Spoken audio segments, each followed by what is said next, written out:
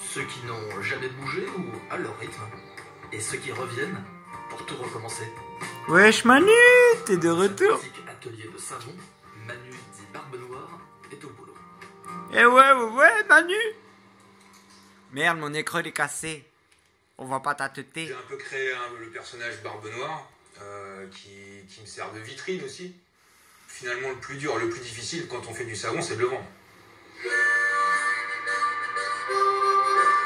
Aha!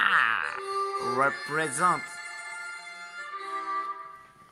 Haha, le truc qu'elle t'a géré. Bah, déjà, par hasard. T'as géré. Je dirais par hasard. Moi, ça faisait longtemps que je voulais travailler pour moi, je savais pas quoi faire. Et donc, je travaillais pour des grosses boîtes, je faisais de la finance et tout, donc rien à voir. Et un jour, je suis rentré dans une savonnerie et j'ai vu des gros blocs de savon et j'ai trouvé l'idée marrante. Je me disais qu'il y avait un peu de chimie, un peu de créativité, du contact client, du marketing, donc c'était assez complet. Et bah, c'est ça qui m'a décidé.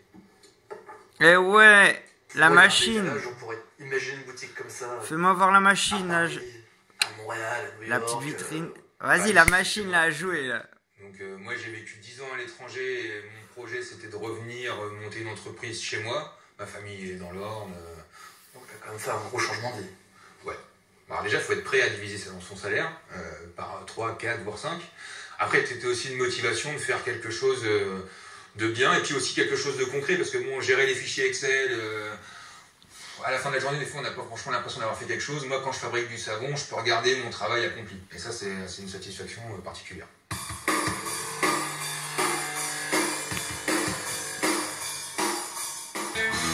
Quitter les bureaux et revenir au métier de la main, Manu raconte une vraie tendance de société. Bah voilà, en plus je l'ai vu faire des choses et ouais, ça fait zizir de le faire voir, découvrir à mes abonnés sur YouTube. Tiens, la machine, elle est là. Ouais. Et à l'heure de fermer boutique, il n'a On pas prend le tricycle et on va à la pêche. Eh oui. T'es un bon au barrage.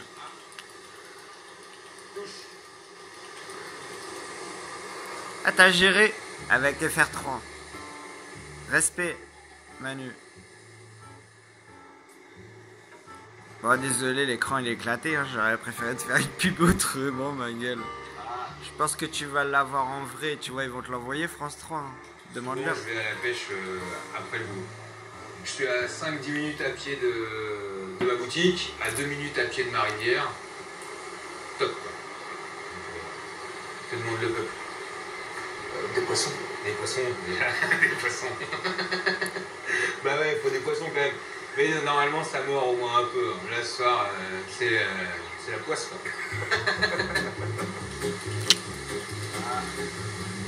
Oh. Putain. Ah, c'était la pêche qu'il fallait pas louper.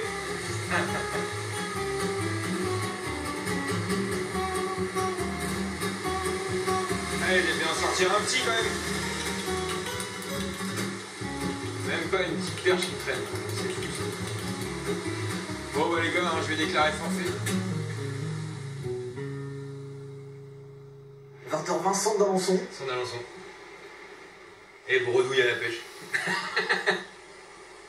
Je pêchais quand j'étais gamin et bah, je m'y suis remis en fait en rentrant en France. Donc ça fait limite 5 ans que je pêche vraiment. Puis avant, quand j'étais gamin, c'est pêcher au verre avec un bouchon, comme on a presque tous fait, je dirais. Donc tu iras pas ailleurs. Bah, moi, j'irais pas ailleurs. À vivre, c'est vraiment une ville plaisante pour moi, reposante, pas trop de stress.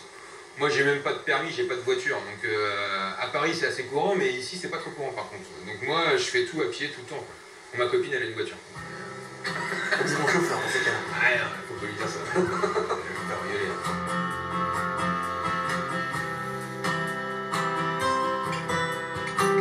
Au bord de la Sarthe, il est question de plaisir simple et de qualité de vie. Et à la veille de l'été, il ne pleut plus. Il y a même comme un air de vacances.